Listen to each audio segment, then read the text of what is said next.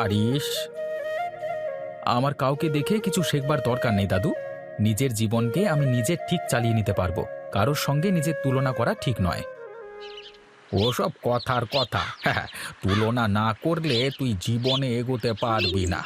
আর তোর যা হাল, পরিবারের যা অবস্থা, তাতে তো তোর পক্ষে কিছু করা সম্ভব হবে বলে মনে হচ্ছে না। দেখ, মনে হয় কৃষিকাজ করি খেতে হবে। হলে তাই হবে। তোমার তো অত চিন্তা করবার কোনো কারণ নেই। দেখেছিস আজকালকার দিনের ছেলেদের ব্যবহার? সত্যি বাবা! কি ব্যবহার করেছি তোমার সাথে? তোমার সাথে তো ভালো ব্যবহারই করলাম, কিন্তু তুমি কি ভালো ব্যবহার রাখতে পারলে? তার বদলে আমাকে উল্টোপাল্টা কথা শোনাতে শুরু করলে।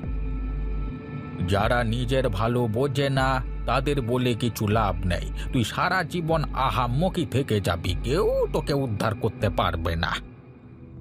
বেশ, আমি যদি আহাম্মক